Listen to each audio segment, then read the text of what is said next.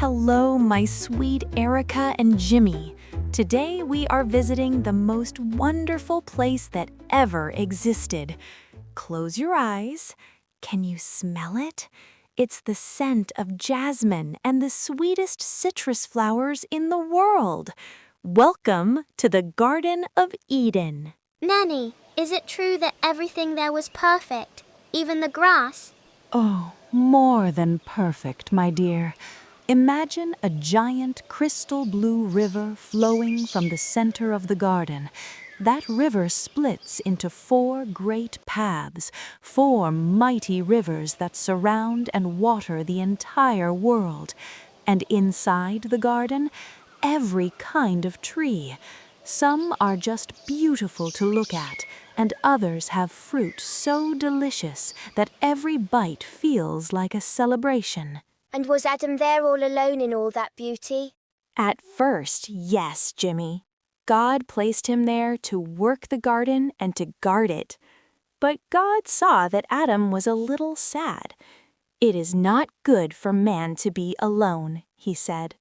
So, God brought all the animals of the field and the birds of the sky to Adam. Adam sat on the grass, and all the animals passed before him. "You will be a lion," he said, "and you will be a lioness. This is an elephant, and this is a lady elephant." He saw that everyone had a partner. The horse had a mare, the frog had a toad, and suddenly he felt how alone he was. Poor Adam. What did God do? God caused Adam to fall into a deep, peaceful sleep. While Adam slept, God took one of his ribs and built a woman. When Adam woke up, his eyes sparkled. "This is now bone of my bones and flesh of my flesh," he cried with excitement. "She shall be called woman, for she was taken out of man." Now, children, the most fun time began. Adam and his wife spent all day wandering through the garden. They didn't have to work hard or cook. Food was just waiting for them on the trees. Let's try to imagine we are there with them. Jimmy, Erica, are you ready? I'm Adam. Erica, come quick. Look at this river. The water is so clear I can see gold and silver fish swimming at the bottom. And I'm the woman. Jimmy, look at that tall tree over there. Look at all those purple fruits. They look like giant grapes but taste like honey. Let's climb these vines. Hop, I'm up. Wow, from the top of the tree, I can see all of Eden. There are elephants playing in the water, and even tigers just resting in the sun next to little sheep. No one is afraid of anyone. Wait for me. Wait, what is that bird? It has feathers in every color of the rainbow, and it's building a nest out of golden leaves. And the smell, Jimmy. It smells like a garden of roses and vanilla ice cream combined.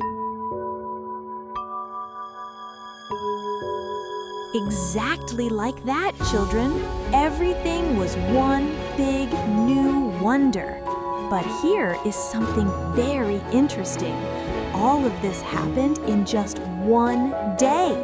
Adam and the woman were created on the 6th day of creation.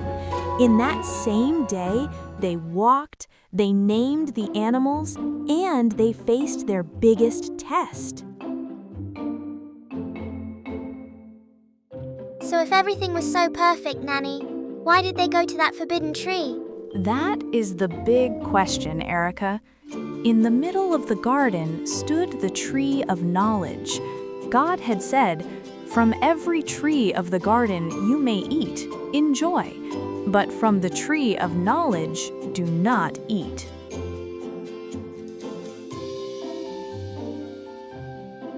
One day, the woman was standing by the tree, and who appeared? The serpent. Back then, the snake had legs and stood tall. He whispered in a smooth, sneaky voice. Did God really say you must not eat from any tree in the garden? The woman answered, "We may eat fruit from the trees in the garden, but God did say, You must not eat fruit from the tree that is in the middle of the garden, and you must not touch it, or you will die." But the serpent leaned in and hissed, "You won't die.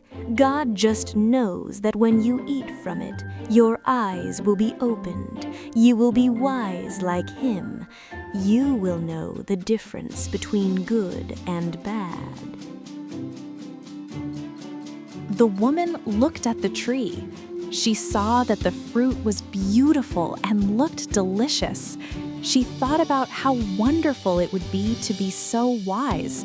So she reached out, took a bite, and the juice was sweet on her tongue. Then she gave some to Adam, and he took a bite too. Suddenly, their eyes were opened, and they realized something they hadn't noticed before. They were naked. Because they felt embarrassed, they quickly gathered large green fig leaves and sewed them together to make clothes for themselves.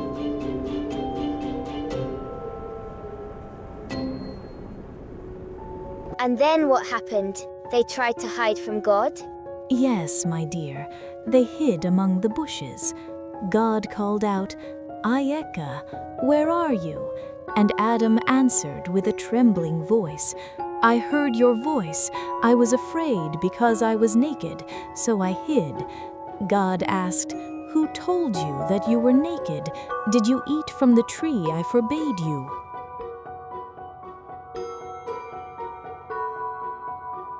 And listen to what Adam said. 'The woman you gave me, she told me to eat.' He blamed the woman. And the woman said, 'The snake told me.' Now, children, I want to ask you something important. If a friend tells you to do something you know is forbidden, and you do it, does that mean you aren't responsible just because they told you? No, we still decided to do it.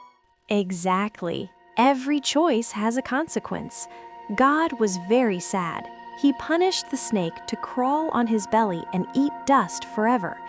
To the woman, he said that from now on, bringing children into the world would come with pain and hard work.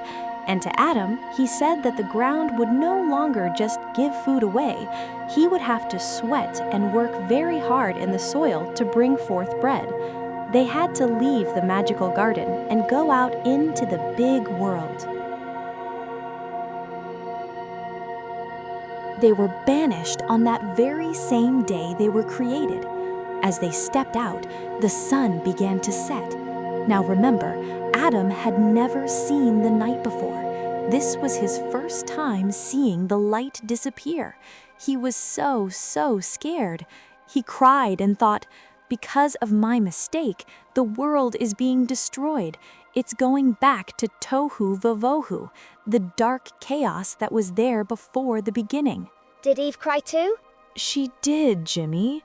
When she saw Adam so frightened and weeping, she began to cry with him. They spent their very first night in the world together, crying in the darkness, thinking the light would never return. That's so scary, Nanny. It is, Erica. Tell me, children, are you sometimes afraid of the dark? Sometimes it feels like the darkness will never end, doesn't it? But then something amazing happened. The sun rose again. Adam realized that the sun rises every single day. It doesn't depend on us. It's a gift from God that a new day always begins after the night. And that is the lesson, my sweeties. We don't have to fear the darkness because the sun will always shine again. What is up to us is how we use that new day to grow and to choose the good. Adam looked at his wife with love and gave her a beautiful name, Eve, Chava, the mother of all living. God even made them warm coats of skin to keep them safe as they started their new journey. And since then, children, our world is a garden of choices. Every day we have the power to choose the light. Before we say goodbye today, my dear friends, if you enjoyed our journey to Eden, please subscribe to our channel. And here is a little mission for you. Share this story with one person who needs to remember that a new day always brings a new choice. Let's spread the light together. I can't wait to see you in our next story. Goodbye for now, and remember, you are loved.